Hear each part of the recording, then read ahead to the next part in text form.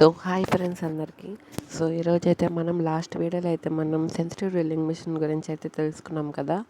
So ఈరోజు radial drilling machine working principle ఇంకా ప్రతి ఒక్క పార్ట్ చేసే ఫంక్షన్స్ ఏంటి అవన్నీ అయితే తెలుసుకుందాం అనమాట.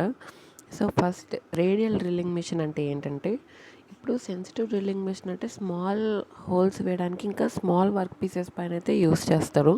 సో ఇప్పుడు రేడియల్ డ్రిల్లింగ్ మిషన్ ఏంటంటే లార్జర్ వర్క్ పీసెస్కి వాడతారనమాట. అంటే కొంచెం పెద్ద హోల్స్ వేయడానికి లార్జర్ వర్క్ పీస్ పైన వేయడానికి అయితే వాడతారనమాట. ఇప్పుడు radial drilling machine is used when the object size is larger in terms of height with respect to work table. అంటే వర్క్ టేబుల్ కన్నా హైట్లో ఉన్న ఆబ్జెక్ట్ని మనం డ్రిల్లింగ్ వేయడానికి అయితే వాడతామన్నమాట.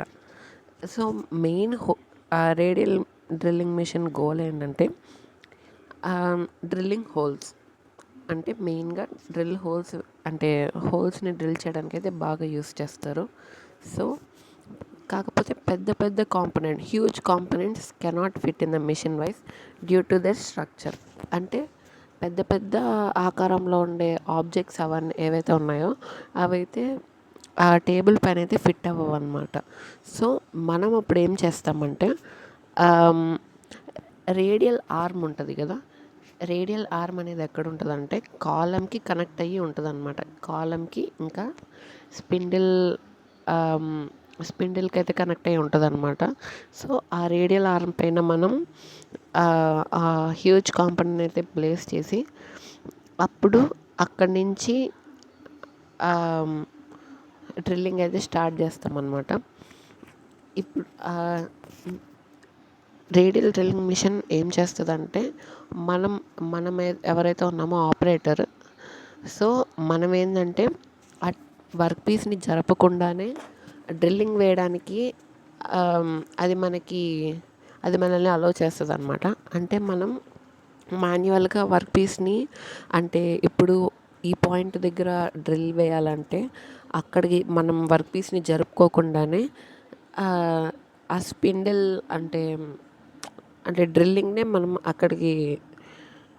అక్కడ ప్లేస్ అంటే డ్రిల్ బిట్ని అక్కడ ప్లేస్ చేసి మనం డ్రిల్ వేయచ్చు అనమాట. అంటే వితౌట్ మూవింగ్ ద వర్క్ పీస్ని మూవ్ చేయకుండానే డ్రిల్లింగ్ వేయడానికి అయితే యూజ్ అవుతుంది. సో ఇందులో మెయిన్గా ఉండే పార్ట్స్ ఏంటంటే రేడియల్ డ్రిల్లింగ్ మిషన్లో base, column, radial arm, motor, table, flywheel or hand wheel, drive head, chuck. So base అంటే కింద భాగం.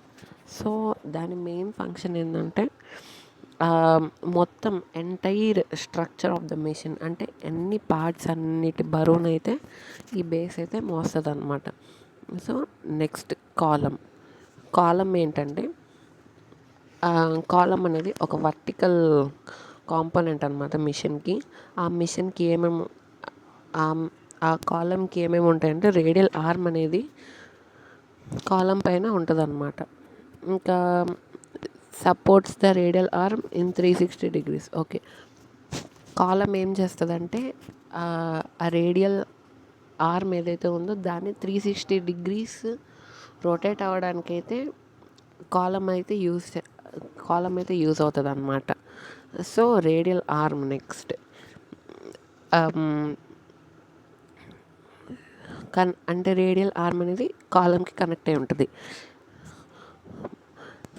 దాని తర్వాత డ్రిల్ హెడ్ స్లైడ్స్ ఏవైతే ఉన్నాయో అవి ఒక అంచు నుంచి ఇంకొక అంచుకి కనెక్ట్ అయి ఉంటుంది అనమాట. నెక్స్ట్ ఆ మోటార్ ఏం చేస్తుందంటే మెయిన్గా ఆ మోటార్ యూజ్ ఏంటంటే మెయిన్గా స్పిండిల్ని డ్రైవ్ చేయడానికి. అంటే స్పిండిల్కి డ్రిల్ బిట్ ఉంటుంది కదా, దాన్ని రొటేట్ చేయడానికి అయితే మోటార్ అయితే యూజ్ అవుతుంది అనమాట. సో అలా రొటేట్ అవుతూ ఉన్నప్పుడు మనకైతే మనం దాన్ని వర్క్ పీస్ పైన ప్లేస్ చేసినప్పుడు హోల్ అయితే డ్రిల్ అవుతూ ఉంటుంది అనమాట. సో నెక్స్ట్ దాని తర్వాత టేబుల్ ఏంటంటే ఇంకొక పేరు ఏంటంటే డ్రిల్లింగ్ మిషన్లో మిషన్ వైస్. అంటే ఆ మిషన్ వైస్ పైన మనమైతే టేబుల్ అయితే ఫిక్స్ చేసుకుంటాం అనమాట.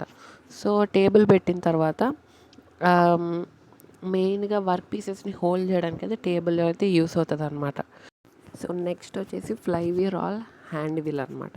సో ఈ ఫ్లై వీల్ని ఆర్ హ్యాండ్ వీల్, దీని మెయిన్ ఫంక్షన్ ఏంటంటే it is connected to the spindle arrangement. అంటే స్పిండిల్ ఏదైతే ఉందో దానికైతే ఇది కనెక్ట్ అయి ఉంటుంది అనమాట.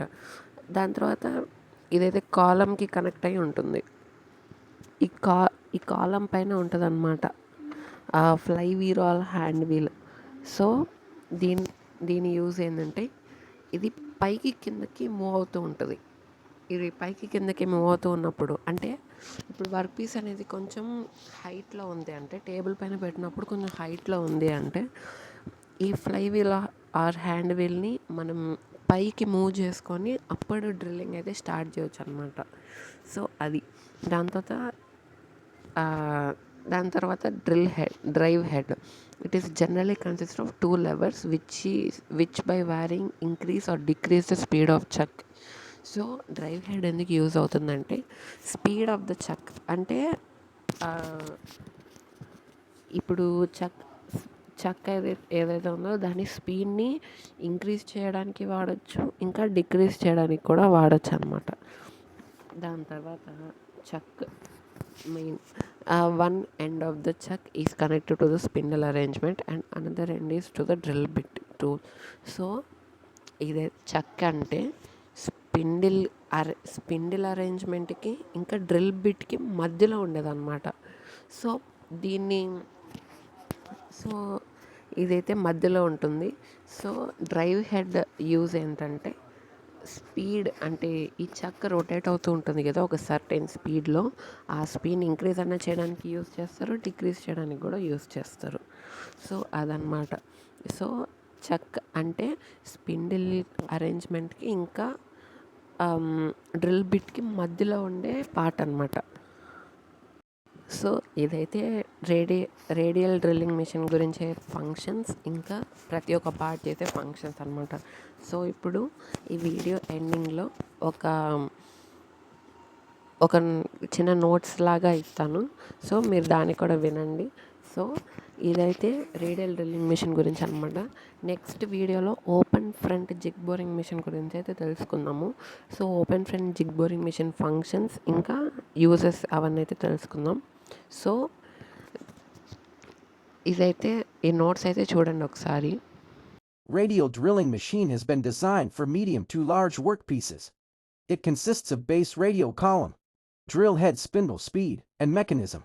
The radial drilling machine is used when the object size is larger in terms of height with respect to the work. Its goal is to drill holes in the given radial distance. Huge components cannot fit in the machine vise due to their structure. As a result, in order to complete the operation, the component must be placed on the surface and the radial arm of the drilling machine must be turned in relation to the component. This mission allows the operator to drill in various locations without having to preposition the work.